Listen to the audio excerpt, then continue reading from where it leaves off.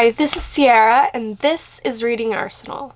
As you may notice, my nose is a little red and my voice is a little nasally. That is because I'm sick, so hopefully that won't impede me filming this video. So yeah, this video is going to be my February wrap-up. All the books I read in February. Let's get into the books that I read in February. The first book that I read in February was Gone Girl by Gillian Flynn. This is a novel about a husband and a wife. The wife goes missing, and as the investigation unfolds, it seems that there's deeper meaning behind disappearance and whether or not the husband is involved. This was a good book. As I stated in my Goodreads review, you can find a link to my Goodreads in the description, but as I stated in my review, I believe this would have been more impactful to me if I hadn't seen the movie first.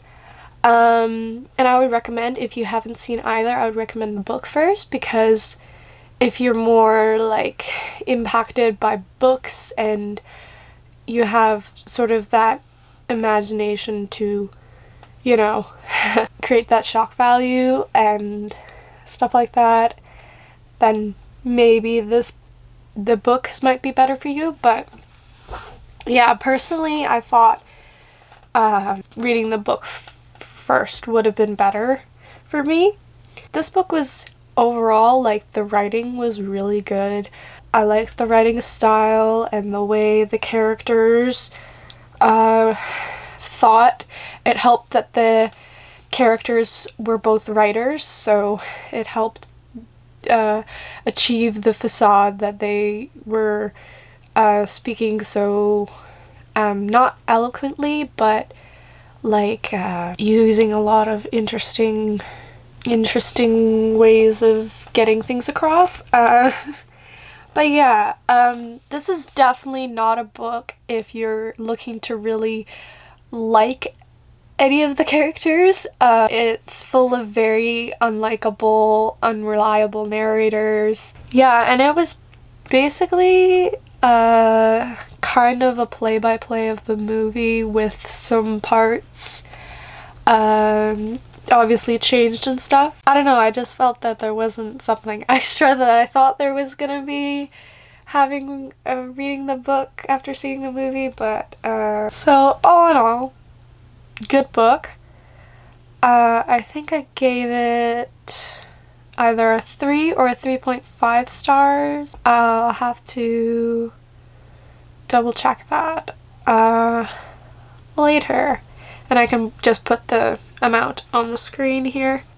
This was the first book I finished, and I read part of it as an audiobook, and the audiobook was great. The narrators were very well spoken, and but the audiobook, I had taken it out from the library and it expired, so had to give it back. But I didn't feel like there was any monumental change going to the book from the audiobook to reading the book, so there's that. So the audiobook is good if you're more inclined to reading audiobooks, or rather listening to audiobooks. The next book I read during the month of February was Brave New World by Aldous Huxley. This is a reread for me. I read this in grade 12 for school.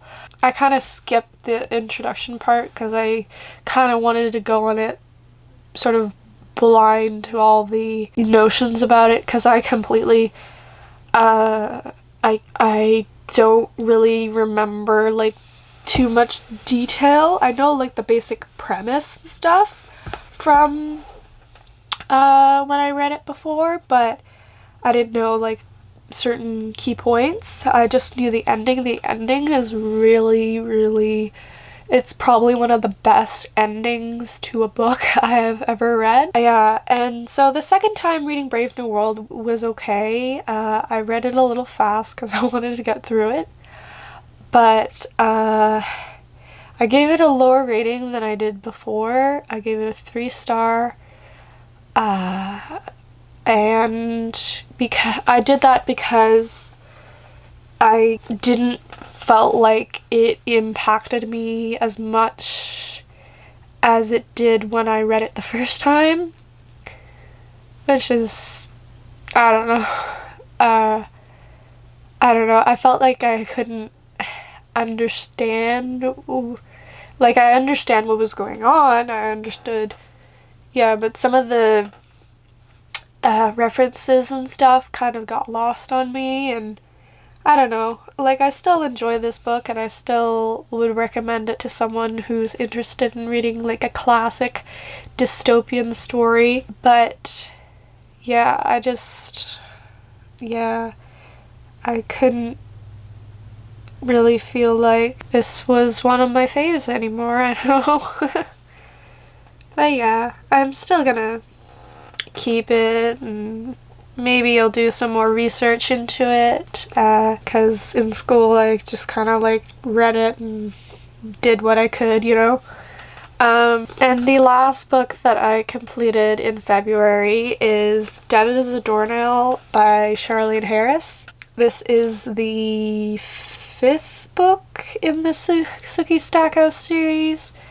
Basic premise of the Sookie Stackhouse novels, if you haven't heard already, I've talked about it quite a few times on this channel, but if you have not heard what this series is about, it is about a waitress named Sookie Stackhouse, and she can read minds, and this whole background to the world she's living in is that vampires had come out of the coffin because of Japan making synthetic blood to help with like medical research and stuff, but vampires thought, hey, synthetic blood, we don't have to kill people, so let's just reveal ourselves and say, hey, we're not gonna kill people, but they actually do kill people. So anyway, Sookie lives in a small town in Louisiana,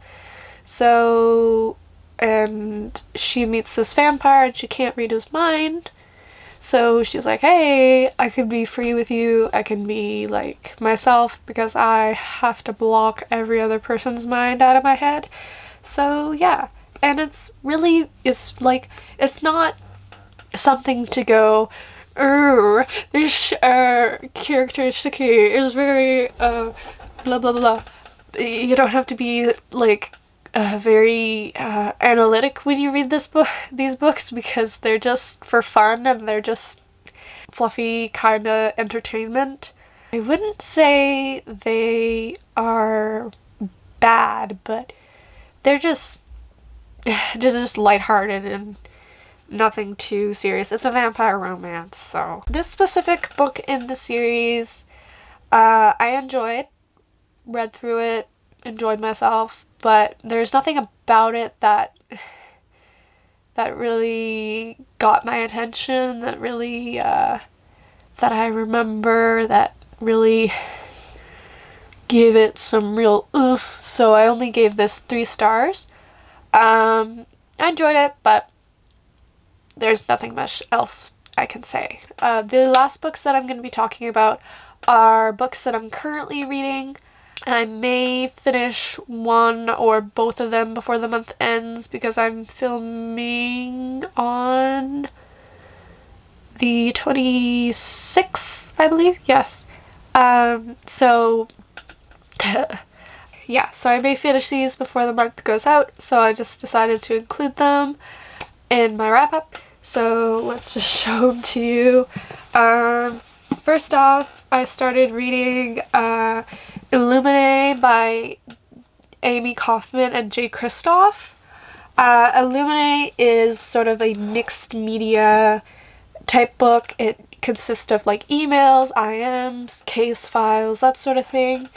And it is a sort of, it's a sci-fi book. It is about this planet that got invaded, and it had to be evacuated of all the people on it go on these ships and fly about, and because there's this, the invaders are still following them and stuff, and lots of things happen, and it follows two main characters, Katie and Ezra, and it just kind of follows these two characters and sort of the overarching political sort of thing.